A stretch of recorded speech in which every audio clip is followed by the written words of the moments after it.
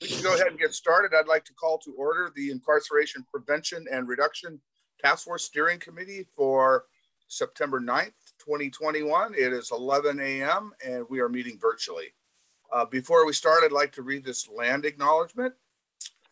Before we begin, we acknowledge that we are gathered on the traditional and unceded territory of the Lummi, Nooksack, Samish, and Semiahmoo people who have cared for and tended this land since time immemorial. Truth and acknowledgement are critical to building mutual respect and connection across all barriers of heritage and difference. We begin this effort to acknowledge what has been buried by honoring the truth. We pay respect to their elders, past and present. Please take a moment to consider the many legacies of violence, displacement, migration, and settlement that bring us together here today. And please join us in uncovering such truths at any and all public events. So thanks everybody for being here. We do have a quorum and we will go ahead and get started on our first item. Do we want to wait for Jack and bypass it and come back to it, Jill, or? Whatever you prefer. Since he's the one that crafted, he's here. Yeah. Okay, he's here. Hi, Jack. So we are on our first agenda item, which is the rules of procedure proposed amendment that you have crafted. So I will go ahead and let you take that. Well, that's, I guess I got here right in time. You did. We were just thinking about whether we were going to skip it or not.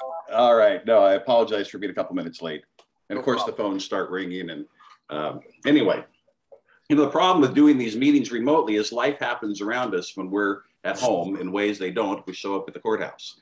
Anyway, right.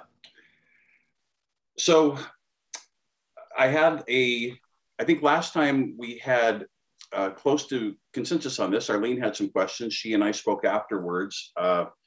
It was my understanding from our conversation, Arlene, that after we spoke that you were comfortable with this. And I think we're just recommending this go to the task force as a whole, with the idea being that we needed to define something because the circumstances that we had at that special task force meeting indicated there was just some ambiguity in our operational rules that needed to be clarified one way or another. And this will accomplish that. So, Jill, you're on, so correct me if I'm wrong, but I believe what this says is the quorum. I hate using words like quorum. I want to be careful with my words here. We need 51% of the membership present to take action. Once that is achieved, 2/3 of the quorum that is present, so 51% has to be present to make a decision. At that point, 2/3 of those members in attendance are necessary to approve something during a vote. So it would be not 2/3 of everybody who is a member, it would be 2/3 of people present, assuming we have quorum. If you don't have quorum, which is a 51% requirement, no action can be taken. Jill, have I clarified that correctly in your opinion? That's correct. I believe the motion on your screen highlighted in yellow specifically says that at least a majority or 2/3 of the members present during the vote. Yeah, so that would just be a clarification. I sort of thought Roberts did that automatically, and there's even some ambiguity with that given the type of organization we are. So that's what we are suggesting, go to the task force as a whole. And I see Ann and Dan. I'm confused. Me too. So is it a majority of the people present? Correct, 2/3 majority, yeah. Well, a majority is 50% plus one, which is not 2/3. Oh, I keep saying 2/3, I'm sorry. A majority, it's the motion, I spoke incorrectly. Is at least a majority or 2/3 as required by Roberts of the members present. So Jill, when you crafted that, were there some things that required 2/3? Yes, there are some motions per Roberts rules that require a 2/3, at least 2/3 of the people voting to approve. And one of those will be this item, rules of procedure or bylaws will require a 2/3 vote of approval. So generally a higher standard, often financial decisions, changes in rules of order, things of that nature require a higher threshold than a simple majority. And hopefully we won't very often, if ever, find ourselves in that parliamentary quagmire. But I do think, sorry, I interrupted you. I think we should use a few more sentences here. Yes, it needs to be clarified.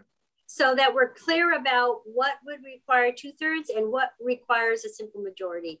Because otherwise this will be misinterpreted going forth. I just... Yeah, Jill, would there be any problem? I know that you helped us with this, but would there be any problem in just saying in favor of the motion is at least 2/3 and strike majority? I mean, we've mostly done things by consensus. And if we just use the 2/3 standard for everything, I think it's probably fine. I disagree. Okay, I stand corrected. Jack, if I might, I would offer some alternate language. Okay, we've got Dan's hand. Dan, Stephen goes next, or? Go ahead, Dan. Thanks. So I completely disagree with this 2/3 notion. When council meets, unless there's a conflict of interest with like a financial interest or what have you, everyone votes. That's not the case with this body. We have people that work in the judicial system. We have police and sheriff's deputies and others that have recused themselves in the last vote because of their positions, and they don't want to compromise that. So we have this what is it called, a tripartite? It's not quite what we have, but we have a body that some people will just not vote. And so if you require 2/3 to get something done versus a simple majority of 50+1, then we will be hamstrung strictly by parliamentary procedures. And so I'm not in favor of that. Okay, and to be clear, I'm not super advocating 2/3. I think that was inserted because Roberts had a requirement for that in some cases. What I would be in favor of is using kind of the way you explained it, but just clarify it, saying that there are some things by Roberts that do require 2/3, and that usually is bylaws, usually not finance. Finance is usually 50%+1, but certain rules of order, and there are 2/3 majorities required, but just about everything else is just simple majority. So that's what I'm in favor of. Oh, Stephen? Yeah, so I would start up in the first sentence, instead of entire and then having to asterisk that, I would say 51% of the members appointed shall be present, because that's what the asterisk means. And then in the main section we're looking at, I would say at least a majority in all matters except for those for which Robert's Rules of Order requires a 2/3 vote of the members present. Something like that. Yeah, and one clarification, Stephen, I don't think we can say everyone's appointed, because some are automatic based on the position they hold. Well, I'm just looking at the wording down in the asterisk footnote. Oh, I don't have that in front of me. I'm just looking at entire membership, and I think Jill was trying to capture the entire membership, both the appointed as well as those who automatically have seats. Yes, Jack, thank you. That was my purpose, because there are a couple of seats that have not been filled lately, and if we count a majority against those seats that are continually empty, I don't know that that's what you guys want to do, that's your intent. It's not. And Jill, your alternative word down in the footnote is assigned. So maybe that would be better, because they're assigned either by their office or by appointment.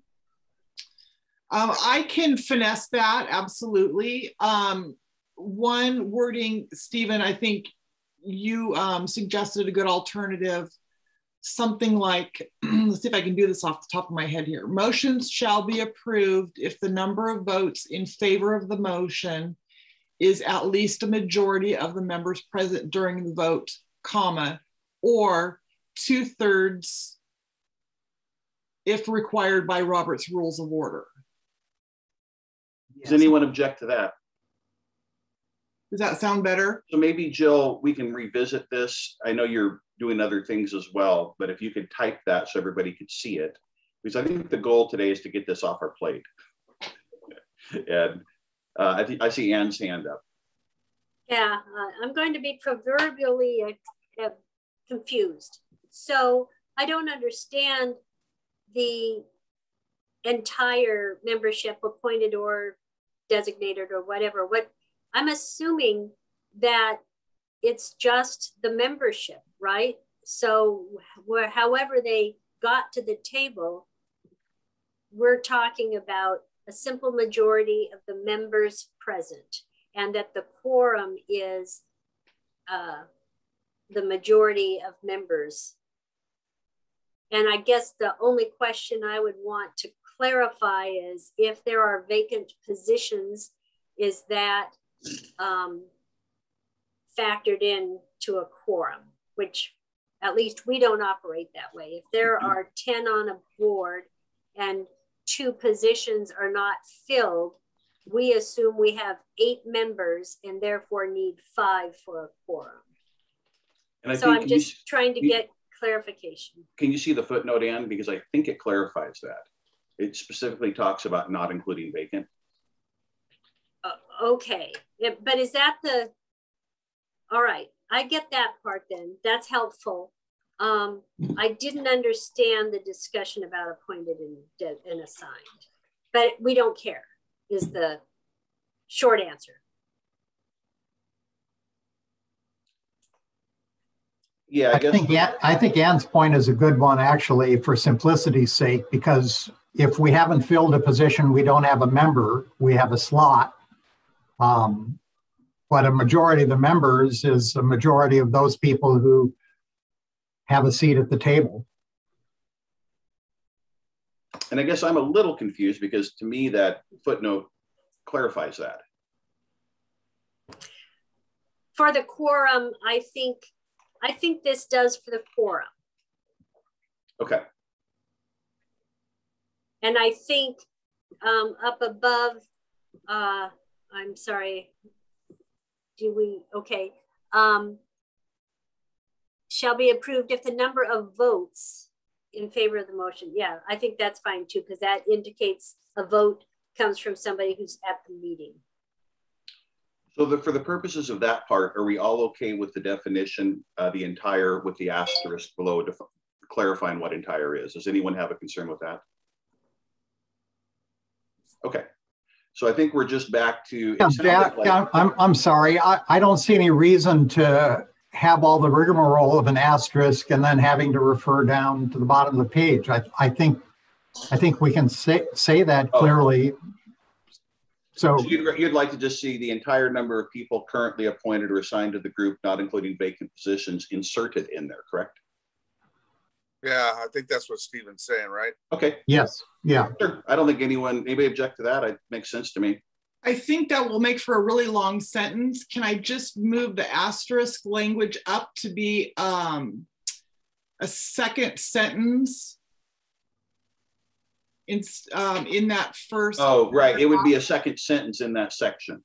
Yes. Yeah, I agree, Joe. Yeah. Anybody object? I think that works fine. Same. Okay. And then I think we're going to come back to this. It sounded like with what Jill read, we pretty much had agreement on, but I think we just need to see it on the screen before we send it to the task force as a whole. So I can share that if you like, if you want to give me a moment. Okay, cool.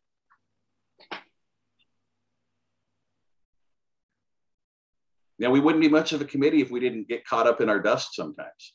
I am wondering, I don't think I remember anymore. It's been a while since I've taken my Robert's Rules of Order classes, but 2/3 is things like bylaws and procedures for meetings. Is that? Typically they're the heavy stuff. Like Barry said, with city governments, I think finance isn't, but in some organizations it is. I've seen, usually it's the heavy stuff, bylaws for sure, your rules of order, things like that. What is it for us? I'm sorry?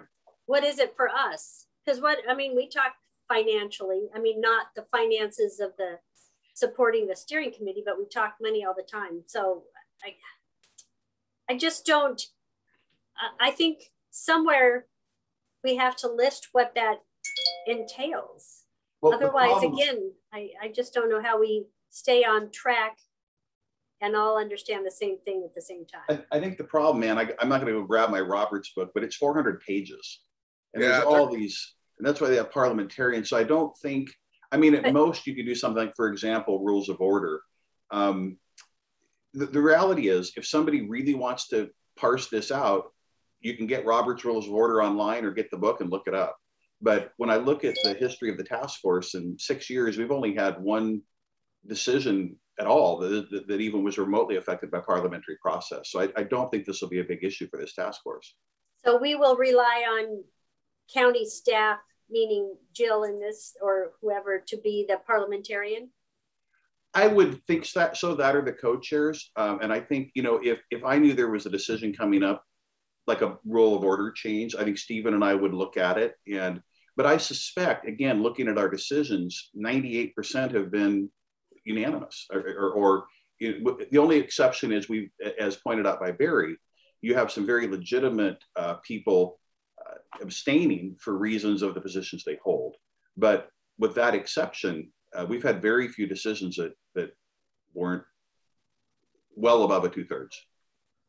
And typically the one that comes up that's on the fly that would need you know, more immediate attention as far as within a meeting is a motion to suspend any rules is a 2/3 majority as well. Sure. So if you want to suspend any of your own rules and do something differently, then that's a 2/3. Always requires that on the spot. And the reality is, if I were co-chair and something came up and I was lost, I would just say, sorry, this is going to have to be tabled to the next meeting. Stephen and I need to take some time to figure this out. And I think that's the appropriate recourse if you find yourself in that position. And just a caveat, I'm not as well versed in Robert's Rules of Orders because that's not what council uses for its parliamentary procedure. But I do know, I believe, and I can check on this, that if there is any question or conflict during a meeting, then the members of the body can vote on which rule to use at that time. So if everything goes, you know, upside down and haywire at the last resort, you still have the option of asking the group to just decide by vote on what rule they want to use. Hopefully we'll never get to that. Yeah, that still begs the question, what majority vote do you need to decide that question? And that was Jack's point, and Barry's, I think, 2/3 to set new rules. Yeah. I'm wondering now that I'm reading this, if it would be clearer if it says the motion is at least 51% of the members present rather than a majority. That seems to be a more concrete term to use. You guys, I think the more concrete, the better. Exactly. Trying to help ourselves down the road. Yeah. Well, 51% is actually not correct then, because if you're going to really get down to brass tacks, it's 50% plus 1. That's not 1%. Right. One anything, you know, it could be a 10th, depending on the size of the body, of course. In our case, we would never get down to that level, but yeah, majority isn't 51%; it's 50% plus 1. Dan, can we, just in the interest of clarity, can we spell out the 2/3? Like, there's only a couple of things that the 2/3 would be pursuant to, you know, based on this conversation. One is suspension of rules. 2 is changes to bylaws. Can we just say that explicitly? And if there's anything else, maybe, you know, put that in there as well. I don't feel, I wouldn't vote for this as it stands unless it would have more clarity.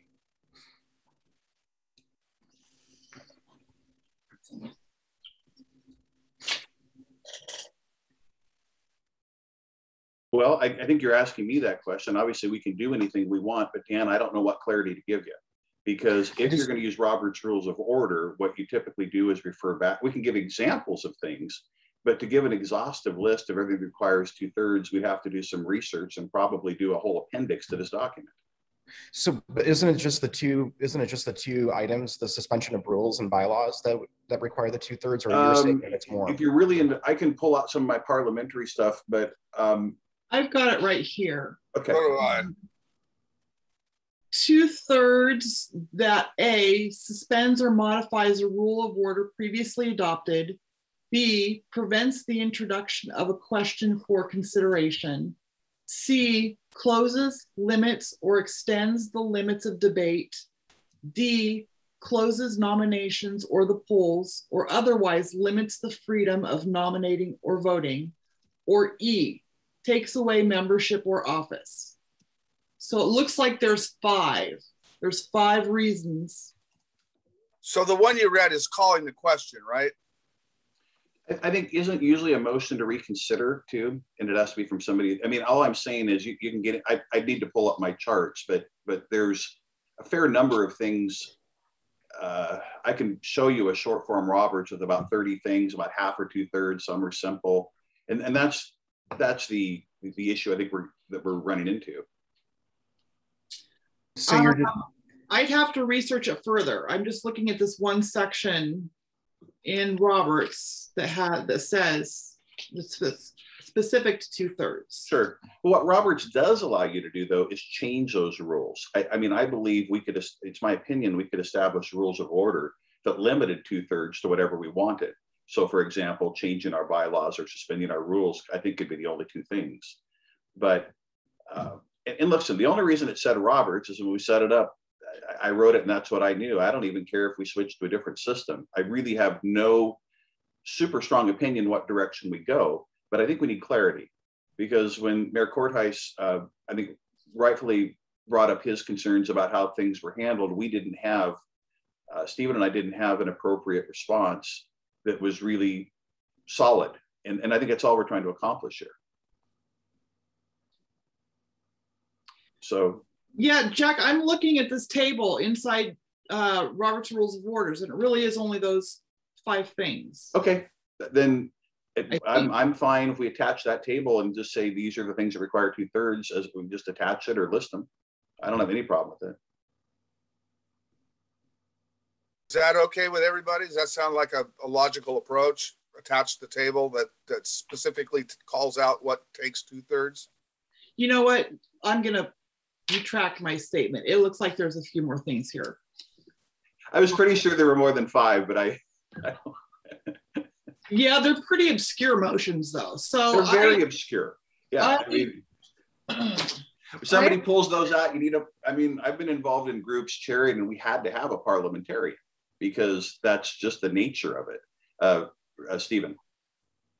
I realize, Jack, that you want to move this forward to the next task force meeting, but I'm going to suggest that there really isn't any urgency on this for exactly the reason you've pointed out. We've run into this once in 6 years, and it might be worth taking another shot at wording this in a way that we can look at rather than taking more time to talk about it today. Yeah, what do you think, Barry? Does that make sense to you? Yeah, I don't think there's any hurry. I think if we could get a good solid reference to insert into the motion of what requires 2/3 would be good. So, so we hold this over till the next next steering committee meeting. Is that what you're suggesting, Stephen? Here's Jill. Can I screen? Am I allowed to screen share? I believe so. Yeah. Oh no, I'm disabled. Can you make me a co-host, please? Thank you. So I find things like this. This is something that we adopted, and we made most things not 2/3, but we just, made it very simple. But I think simple charts like this are useful. Like on this one, the only 2/3 is a previous question, close debate, reconsider, suspend the rules. And And something like, and I'm happy to send, this is like a really good, simple one that I've used very successfully. All your major things are there. There's only 4 or 5 that require 2/3. And it does address 95% of the parliamentary things you're going to use. So maybe I'll clean that up a little, Jill, and send that to you as an example, because Dan, would something like that help clarify, you think? Yeah, I just think we just need to state it clearly. That'd be fine with me. Okay. Yeah, and the great news is we've been fine without it. So let's hold it over another month.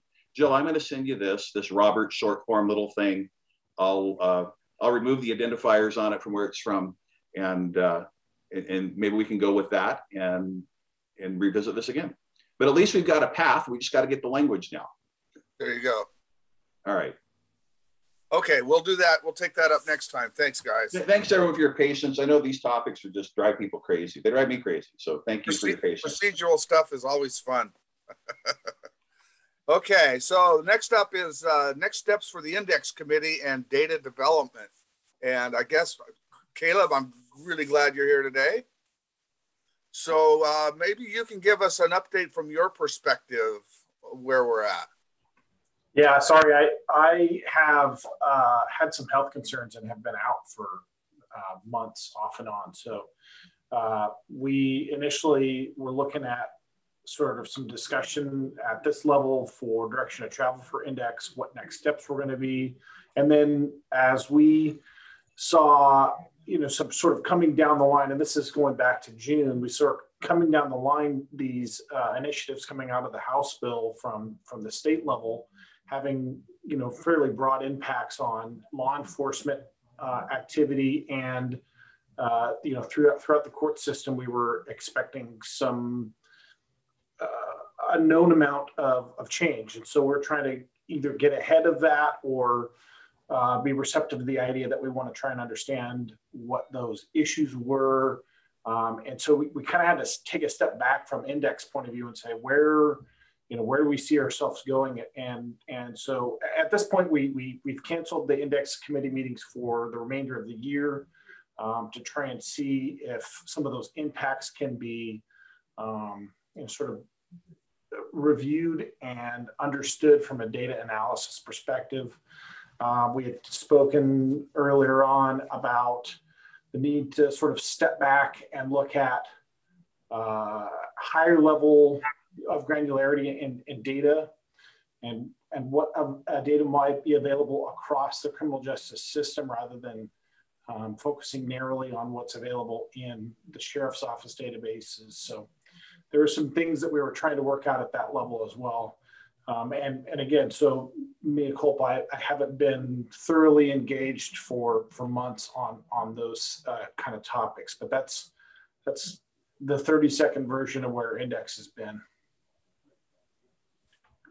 Comments or discussion on it? Stephen? Two things. One is the one thing I would add to your list, Caleb, and by the way, I'm glad to see you here also, and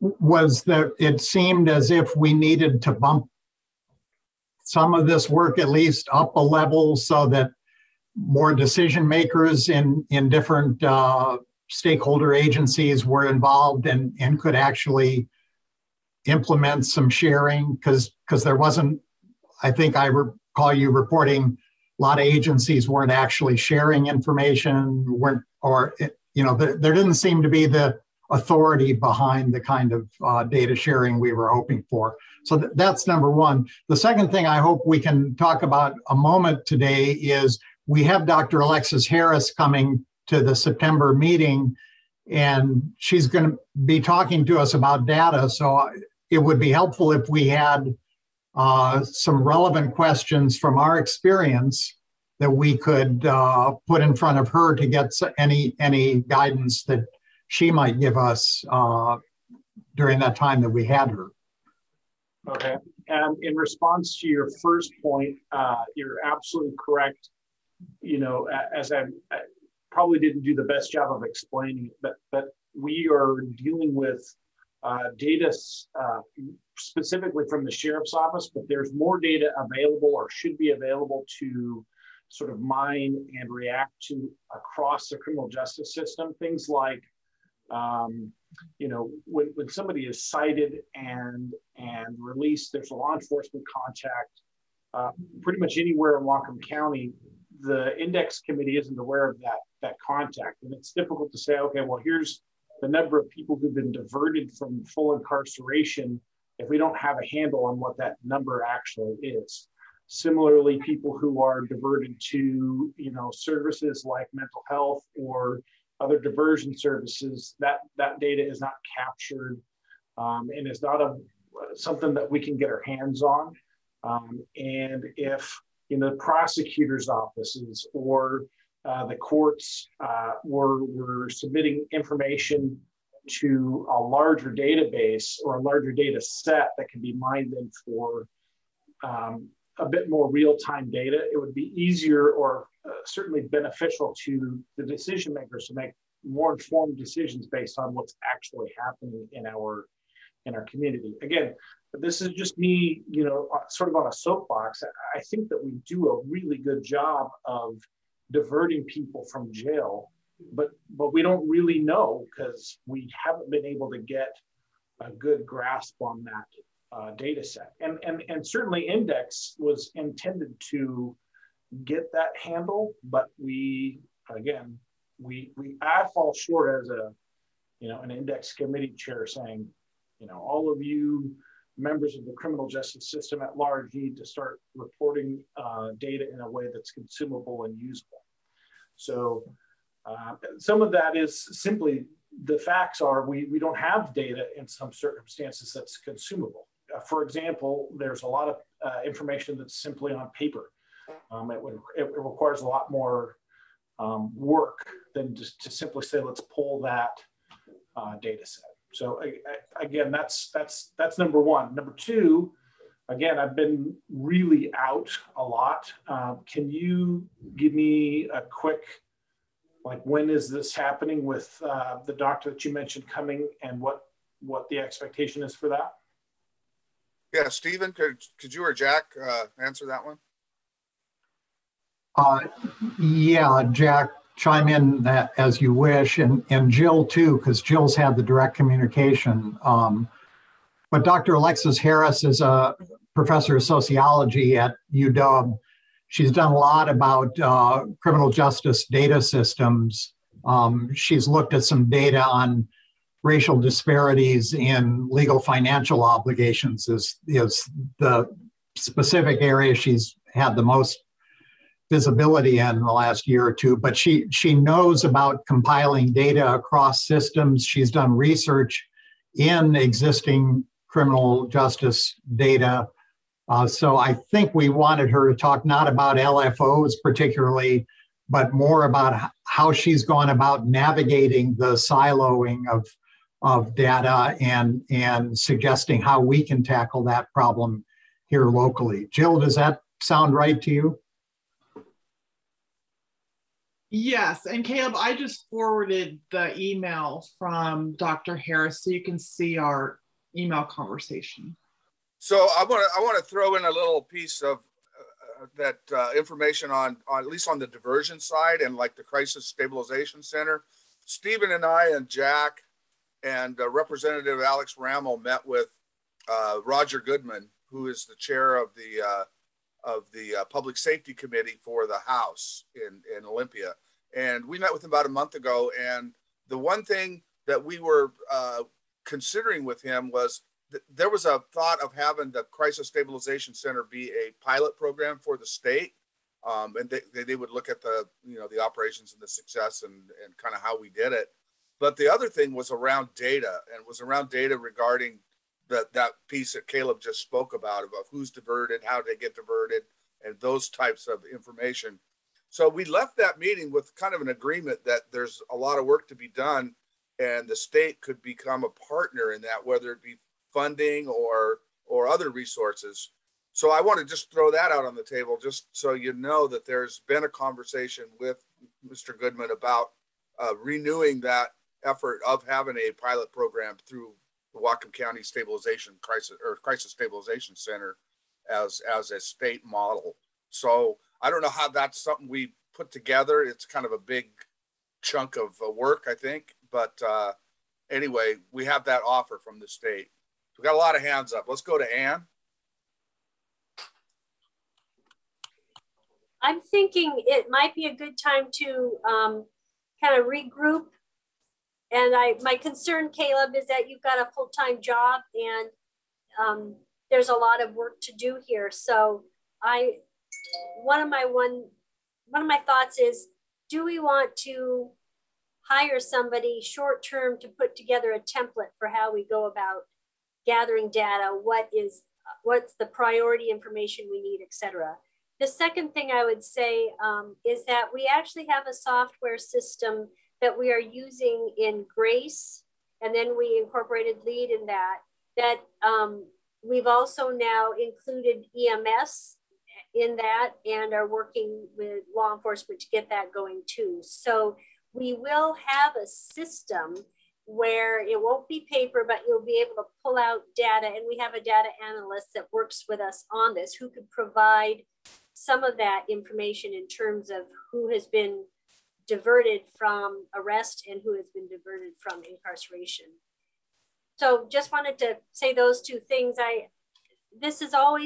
Data is always huge, and we always add it to somebody's full-time workload, which I think, you know, if we're really serious, maybe we need some help in not only prioritizing exactly what is it that we want to know and who could help us set up the systems and work with the current systems we also have in place, like Gelada. And Gelada is the name of that software program we use for Grace. Dan? Everything that Ann just said, I could just like put a period and then just be done. But no, it's true. And I think this speaks to the heart of what we're doing as a task force in terms of incarceration prevention and reduction. We have had an incomplete picture on data since we began. We know that Spillman was hard to pull data that we wanted. Gelada is probably going to be a little bit easier. And so we have these, Gelada, Grace, LEAD, EMS, Crisis Stabilization Center. I think we need to figure out how to pull data from those repositories, and then knowing that we're going to have field citations that I don't know how we collect those. If it's a cite and release, I think that's part of it. There's also people who get into the system with charges and are PR'd out, so they don't spend time in jail. That's also incarceration prevention. So I think we've got to figure this out, and it can't go on. You know, Caleb, you're doing a really good job on this, and I'm sorry you had to be out for a while, but this is a huge body of work, and I support what Ann was saying. We get someone in to help you and really, you know, take the lead on it, so that way you feel supported, and then can, you know, report back to the steering committee. So I'll stop there. Stephen. I also endorse Ann's idea of thinking about getting some staff support for this. I think that's really necessary. I guess I would also say that I think Caleb, you and Tyler both have done a good job in Index trying to wrap our arms around what data we have, but we knew at the beginning, and I think it's still the case, that we don't have all the data we want. The subcommittees went through sort of herky-jerky processes of trying to identify data points that we would like to have. I'm not sure that was a really thorough process. We might want to look at that again, but there's a lot that we want or ought to want. We may not even know all we want, that we also have to factor in and incorporate. And lastly, while I think Gelada is promising, we have a couple, as I understand it, a couple agencies updating their own software, the prosecutor's office, somebody else, public defender. So I don't want to have multiple systems that we can draw out of and get separate data sets. I'd rather have some integration of those data sets or a wider access to the totality of the data we have, if that makes any sense. Raylene. Thank you. I agree with you on Stephen on that point of not just going with one, but kind of wanting the whole body and not having all these breakups. But I don't know if that's actually possible because, we have subcommittees in this task force because there's so much and we overlap in different areas. And as Caleb was talking about diversions, and I think about the title of the task force, incarceration reduction, we have diversions, and not only are the diversions just countywide as juveniles and adults that are just reports that are sent off to the county prosecutor to determine whether they're going to file charges or not file charges, or if they're going to put them in some kind of diversion program, or if they sit there and then they turn 18 and then that comes back down to the small city prosecutor, and then the small city prosecutors are determining if there's going to be charges even filed. In the small cities, you've got criminal citations, and the most part, unless it's a DUI or domestic violence, those are going to be cited and they're going to be released with a court date, and then you got to determine whether there's warrants or not. So that's a completely different system than what Ann's dealing with when it comes to Gelada, and it's a different program. So trying to say, yes, we're going to have this one that's going to be able to get everything is, to me, nearly impossible to do that. However, I was so impressed with Dr. Harris when I saw her through the administration office of the courts through their training and the way she was able to pull data. I think that this is more than what Caleb or any of us could do. He's excellent at what he does, but there's just too many different directions that this is being pulled from. So I do agree with Ann and others that have said we need to bring somebody in, but I think we should wait until after Dr. Harris speaks at the next task force meeting and get some direction from her on what she thinks would be able to assist us in gathering the data, and then maybe pulling that and coming back and revisiting this at the next steering committee. I also, with some of the new police reform laws, they talk about the drugs and that the officers are going to give warnings. I recently saw a report where the officers went up to the court and they told the individual, well, this is a warning. You're getting a warning for this. And if you get 2 warnings, then we can cite you and refer you to the prosecutor or to treatment. How are those being tracked? Because technically that's a diversion too. And so one law enforcement agency has this individual and is giving a warning, and that's in their long arm system. Is that in a statewide system? Is that something we know? How is that being tracked? So there's so many different items when we deal with data, and I think I've talked enough here, so I'll let you guys ponder on what I've just brought up. Thank you. Thanks, Raylene. Arlene? Well, I'm really glad that I was towards the end of the line, because the information that you all are giving is really vital to our understanding. I started out with a simplistic thought about this, which was, it's the job of the department who processes the individual to keep the data. But apparently that's too simple of a way to look at it. So I have to revise my thinking, obviously, but I don't know how to. I would say that this particular issue is only second to the fact that we are doing diversion itself. This is vital, this information, because it's the justification for this body that's been working for these many years. And this is the information that needs to go out, not just to the people who are studying this, but to the public that we've been talking about, informing the public, the citizens of our county about what we're doing. So it's a piece of the web of connections of the things that we're doing. And I do see that it's complicated more than I originally thought. Mike.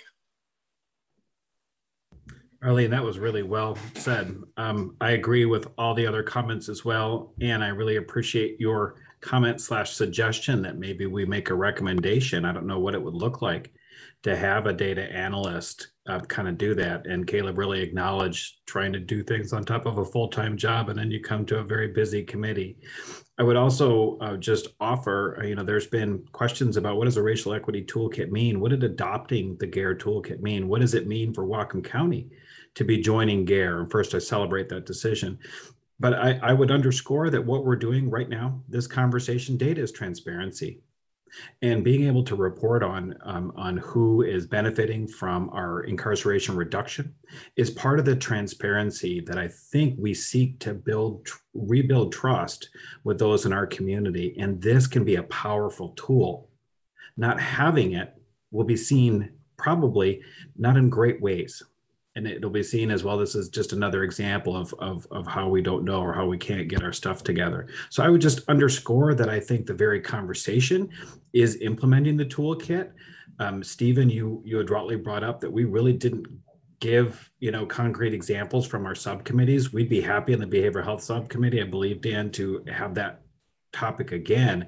It won't be very sophisticated because we're not data wonks, but I can tell you from the racial equity standpoint, we want to know the demographics of everybody in every phase of criminal justice, whether diverted or incarcerated, get a warning or not. All of those things are going to show what I believe is that by and large, we do really well by people in our criminal justice system in Whatcom County. But if we don't have the data, we don't have that. So I would just say, just add those pieces. And one last piece, because I do have to leave early, and I will miss your tutelage, your testimony, your suggestions, and your wisdom. And since I probably won't see you, I just want to say thank you, Ann Deacon, for everything that you've done in this committee and everything else, and go on public record to say you are absolutely incredible. And oh my gosh, and I really hope retirement is awesome. And thank you for everything. And Caleb, thanks to you too for holding this seat. So kind of circling to some conclusion on this subject, right now the administration is looking at preparing budgetary items for our mid-biennium adjustment coming up next year. So there's ASRs being looked at, there's supplemental budgets being looked at. So now is a time for us to probably identify what those needs are in terms of both our next item, which is communications, and our need for a potential data analyst to look at this thing kind of holistically. So I guess that's something I would like to see us be able to come up with some rough figures on what we think it would take, if we could be thinking about that, so we could present that to like Tyler. We can get Tyler in our next meeting maybe, and start moving that forward. Otherwise, it's just going to be a conversation that doesn't go anywhere. So, Stephen? And I think I'm recalling Tyler's presentation that criminal legal data would be a permissible use for ARPA funds. And we have that on the agenda for the next task force. It would be nice to get at least some endorsement in principle of developing a budget recommendation to the council, not only along the communications consultant line, but maybe, and I don't know where Ann's thought eventually would lead, whether it would be a part FTE staff person or another contracted professional service, but somehow flesh that out for the task force to endorse. Ann? I would suggest that we have a contract with someone to really just set up the systems for us and help us hone in on what data do we really want that we can then communicate to the public. Because the data we're collecting is really to show our outcomes and to help guide us when maybe we're not achieving our outcomes. Because we could collect data forever. And I think we don't want to do that. We don't want to overwhelm ourselves, but I do think data and the communications effort go hand in hand. And I would think a contractor just set the template for us, tell us how to operationalize it. And then I think that's my recommendation. We do know that we collect data everywhere. We need a place where we can do the central collection and communication of it. Is that too much to expect out of one consultant? So if both communications and specific criminal justice data?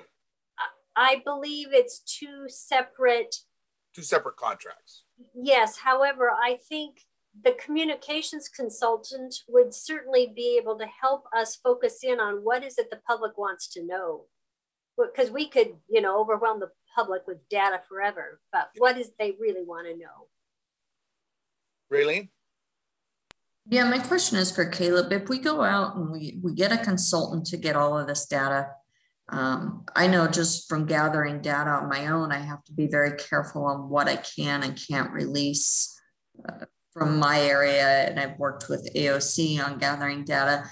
We want to make sure this consultant or whoever, if we're looking at this, is able to do what we need and be able to look at the stuff and then extract it and make sure that they've got the clearance, confidentiality, not only for criminal justice, but for health department.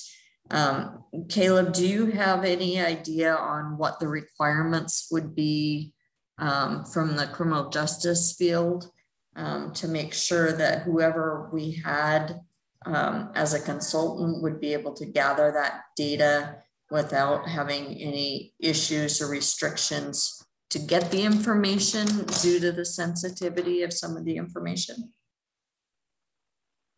So right off the top of my head, I would assume that anybody who's looking at this level of data is going to have a fingerprint-based background check done through the Washington State Patrol.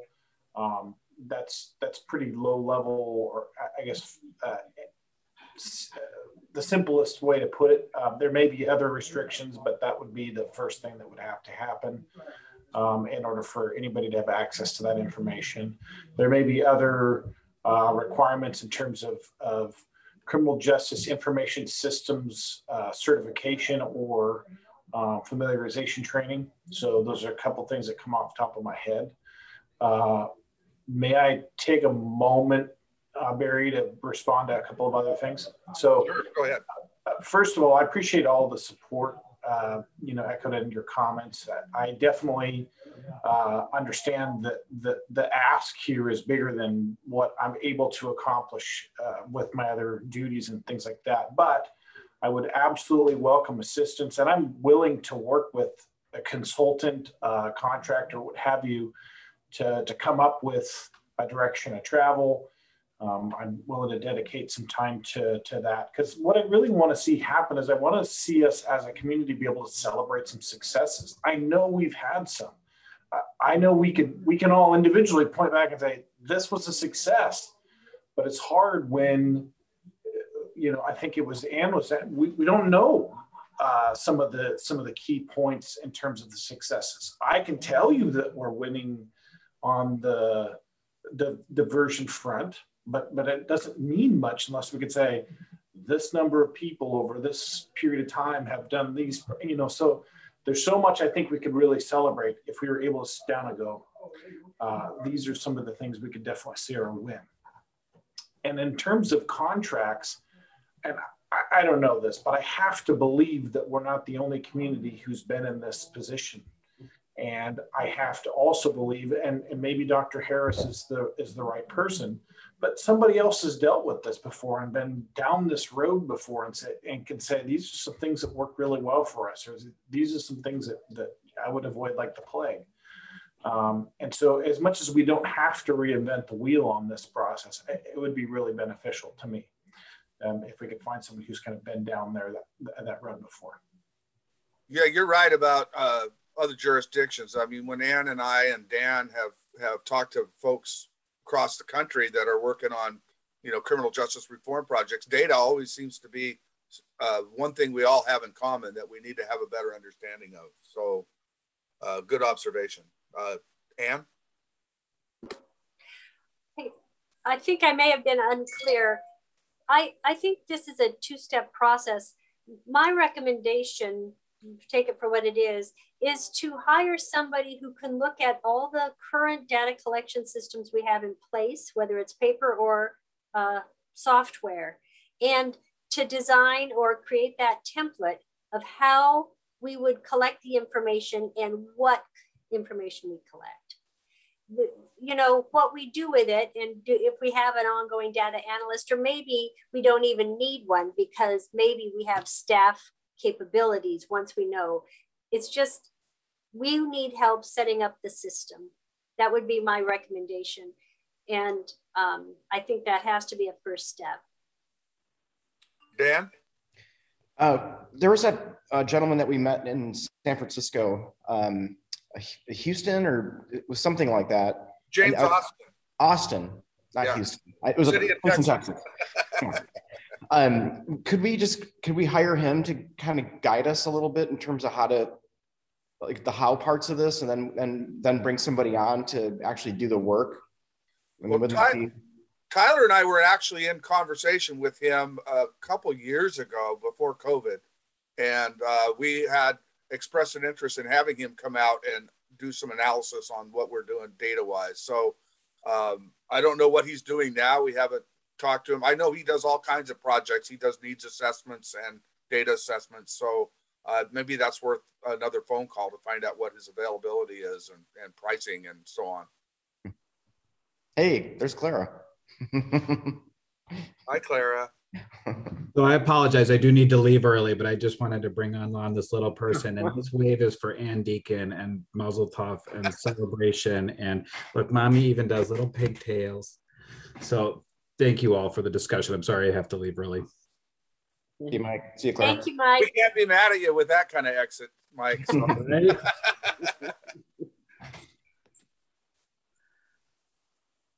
Anything else on this item before we move on to communications? Caleb?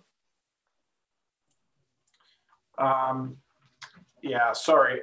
So again, I see a lot of possibilities with this, but I think that one potential, and forgive me if you guys can all just say, hey, shut up, Caleb. But I feel like the recent act, I can't remember what it's called, the American Rescue Act dollars. I can't remember. ARPA, yeah. Okay. I feel like we can tie a lot of the information shortages that we have right now to COVID, simply because we're trying really hard to reduce our jail populations, to reduce the spread of the coronavirus. And I think that ties in well to, if there's a need for hardware or infrastructure to develop a database or a repository, and again, maybe something already exists that's an off-the-shelf product that we can go out and say, buy, you know, this, and then we can start putting data into it, and then it can be used for future collection and mining. And then the other thing that I would say is, this is a selfish dream, but I would like to see somebody who's looking at Whatcom County-wide statistics. I know that I can't remember the gentleman's name, but there's somebody who's working on the Gelada doing data analysis. But if we had somebody who, a staff member who was looking at data across the board in all jurisdictions, pulling information from the courts, pulling information from the police agencies, pulling information from the prosecutor's office, I feel like there's enough work there that you could have somebody working full-time, part-time on data analysis that could really benefit the whole criminal justice system. And there might be an excess enough to pull some funding out of that. And again, you guys can tell me to shut up, but this seems like an opportune time to say, hey, this is somebody's full-time job. There's enough here for somebody to collect and analyze data across the board. I mean, because we've got so many things that are going on in diversion, but not just diversion, but helping people who are in custody with mental health issues, with, you know, restoring their lives, getting them back into housing once they're released, Suboxone programs and other, you know, there's so many things like that that we're trying to work on, but we have really no way of saying, let's celebrate all these successes because look at all the cool stuff we've been doing. We know it's happening, but we don't have a good way to point it out. So again, you can tell me to shut up, but that's my. So on that note, Ann, I have a question for you on gelato, and you know, a lot of things, and a lot of there's been a lot of transfer of responsibilities, whether it be officially or not, over to EMS, that they've been starting to really tackle a lot of behavioral health issues and calls. I'm wondering, they have a really good data analyst in the EMS office. That's Jeremy. He's really, really sharp. And I don't know if he is the one that's dealing with gelato. Is he, Ann? Yes. As a matter of fact, you know, for a while we were paying part of his salary. Now we've got it covered elsewhere, but definitely he is the one we're using to build out the systems in GRACE, LEAD, alternative response, image trend for EMS, and starting in with law enforcement. So I wonder if that's an internal place to start anyway, where we can at least maybe not assign him as a full-time person, but at least help understand and get our arms around the problem. We've certainly had those discussions with him, and it's probably worth a couple people sitting down with him to get caught up. We have absolutely talked about what is it that we're trying to collect, how do we collect it, and then how do we communicate it. And we're in the process of doing that right now, and we've just had a meeting with Gelada this week as well to, you know, update the contract. Dan? First of all, I just want to go on record saying, Caleb, I would never tell you to shut up, ever. Maybe the worst idea in the world. Yeah, I agree. Is Mike Hilly Jeremy's supervisor? Yes.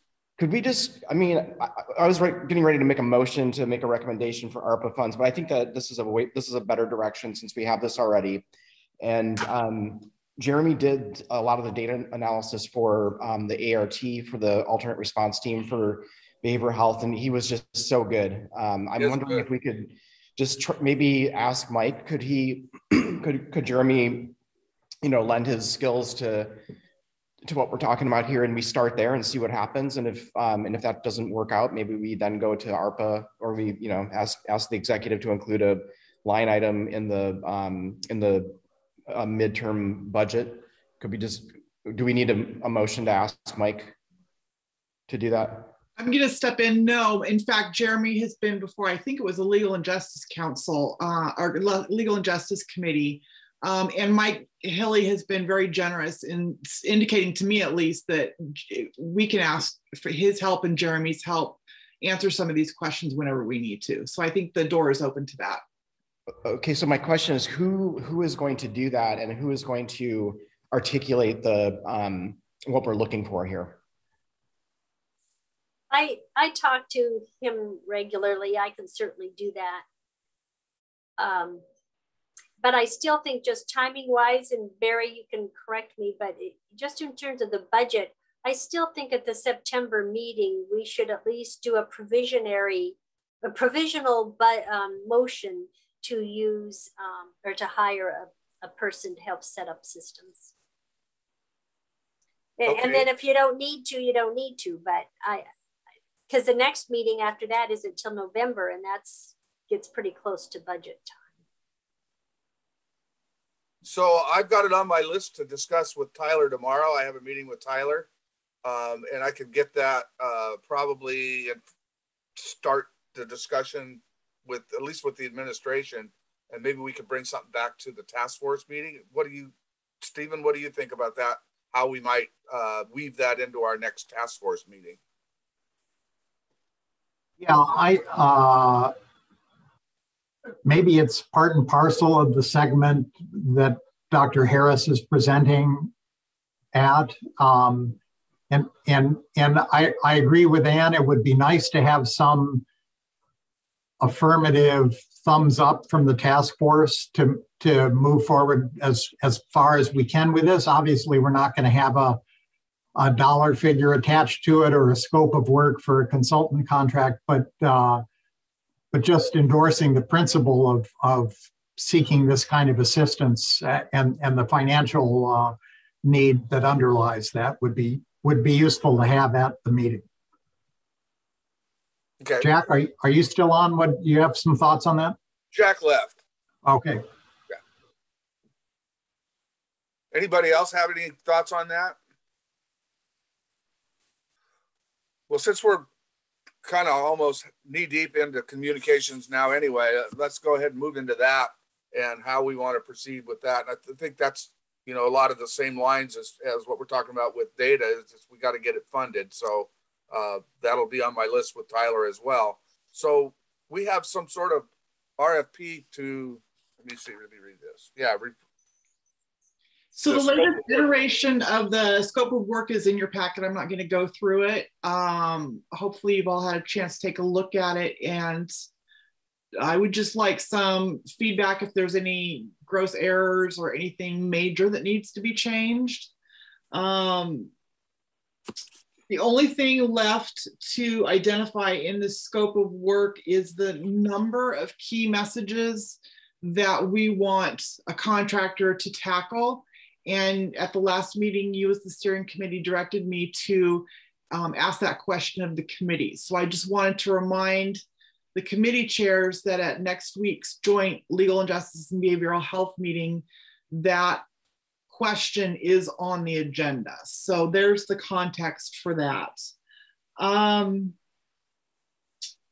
And as far as next steps go, once you guys approve of this scope of work, I will move forward with the administration and our purchasing department to put it into formal contract format, and then reach out to some potential contractors to get an idea of how many hours, how much money this would cost. Once I have that information nailed down, then I would need approval from the full task force, number one, and then either the council office or probably the exec's office, more likely the council office, will likely have to put forward a budget supplemental request to fund this work. So we're still a few months out from getting one on board, but those are the next steps.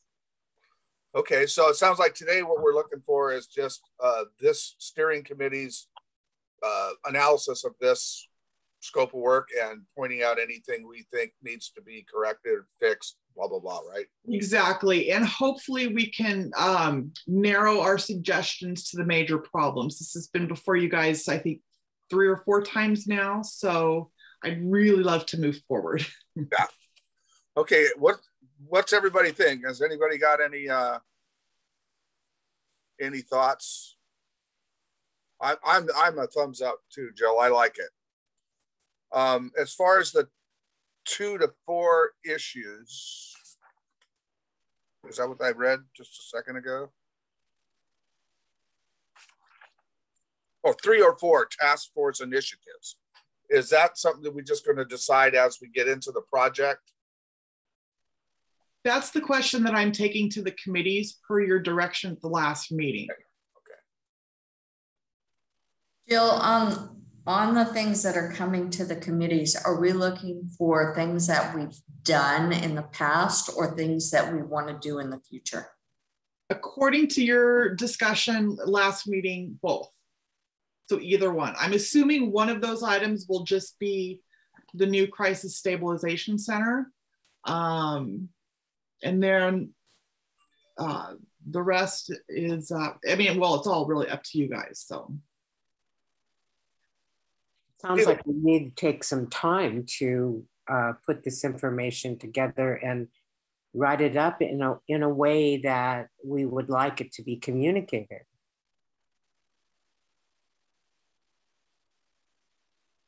Stephen?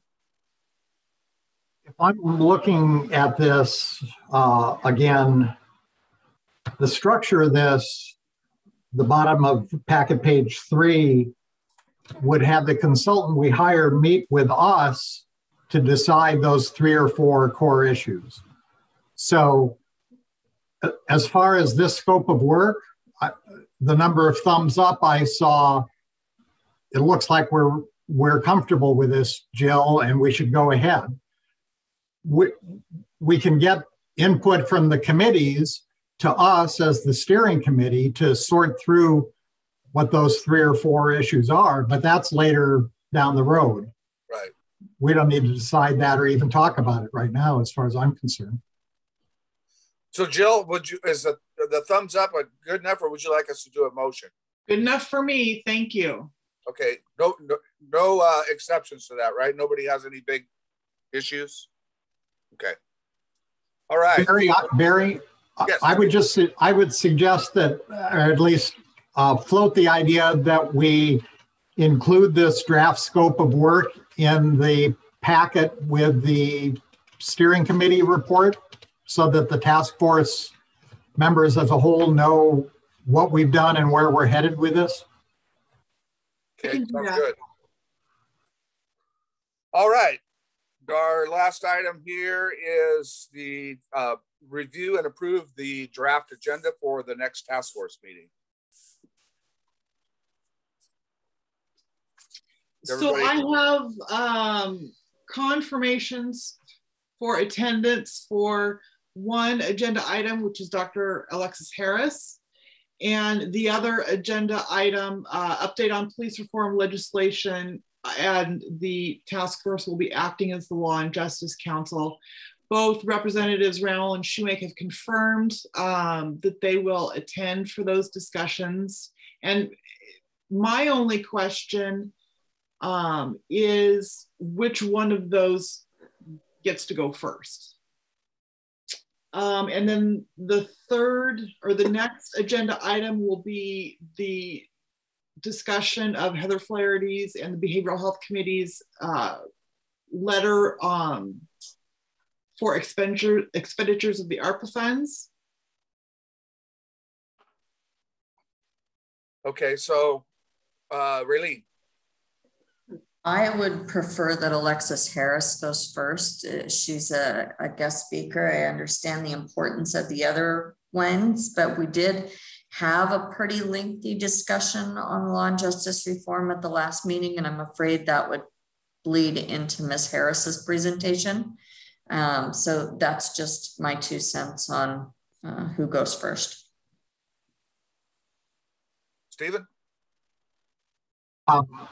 I agree that she should go first. I would say, apropos of Raylene's comment, that the discussion we had preceded the AG's memo and a lot of the clarifications that legislators have tried to put forward to educate law enforcement agencies about what the intention was and was not. And there's some discussion about any remedial steps that the legislature might want to look at to clarify this further so that everybody's on the same page and we're protecting safety, but also addressing treatment needs as well.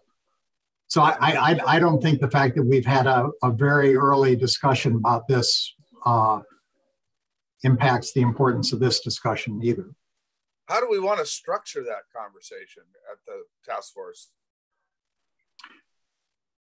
That may be something that there can be some further background conversation. I think the discussions that Jack and I have had, and maybe we had a little bit with you, Barry, and Representative Rammel, were that we've had a published statement from a lot of the law enforcement agencies that preceded the AG's memo.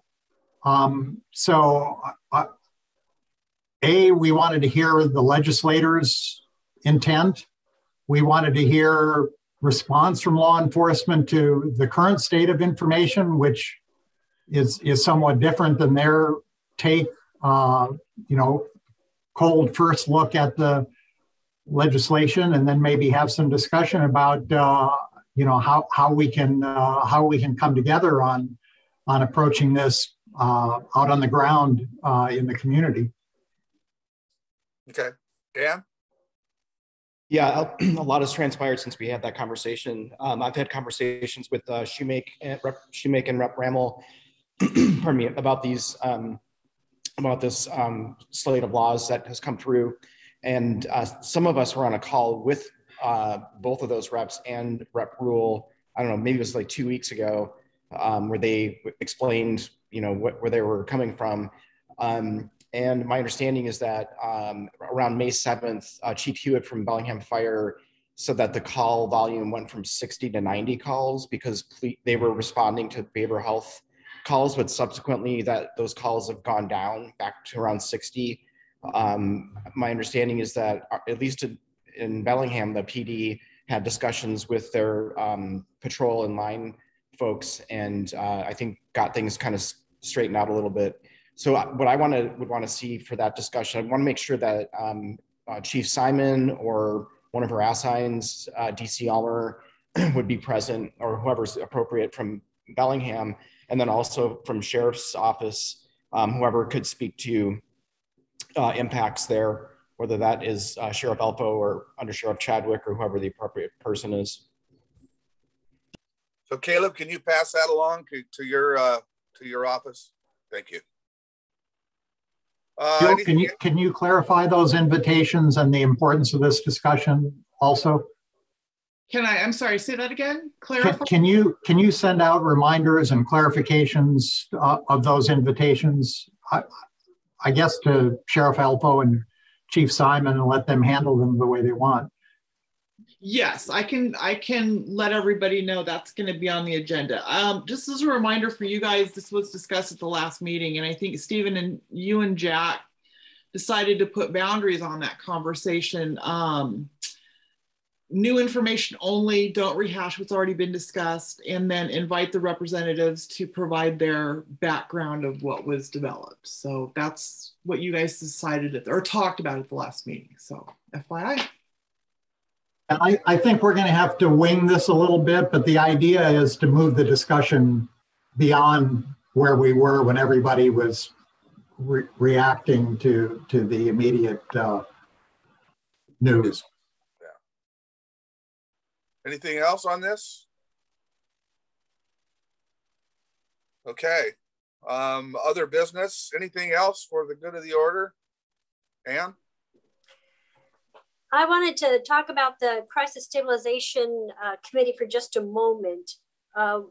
We have a program advisory committee separate from the IPR Task Force Committee that really is continuing to help develop the culture in the community, fix referral and admission glitches, set up new systems with the hospital and first responders, things like that. So that is ongoing. There was a part of me who thought maybe we wouldn't need this committee and the task force anymore, but after thinking about the possibilities of working with the state legislature, Roger Goodman, on some of this, as well as still keeping the focus on getting certified as an involuntary triage program is probably going to be really important. So I think my recommendation is that this committee doesn't meet as often, that maybe once a quarter is sufficient. And I'm thinking, we need a replacement for me on the task force and a replacement then to head this committee.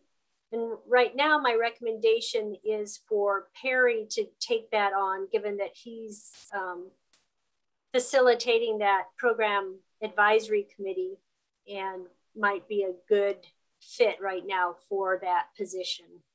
So just wanted to throw that out to the steering committee because there's going to be a change in leadership relative to my position. Okay. Anything else for the good of the order? Just that I won't be at the meeting on the 20th. I know, and so, that we want to thank you so much for all of your service, not only here in this work, but all the work that you've done throughout your career and your time here at Whatcom County. It's been such a blessing for our community to have you and your skills.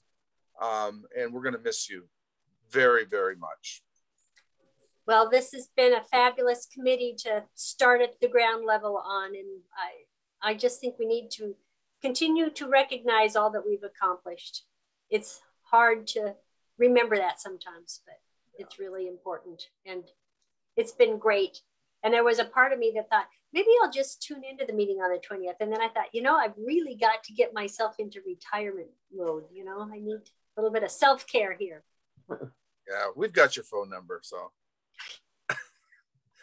Okay, so is there anybody from the public that wants to comment, Jill? Thank you. We have one attendee at the meeting right now. If you would like to speak to the committee, please virtually raise your hand by pressing the raise hand icon.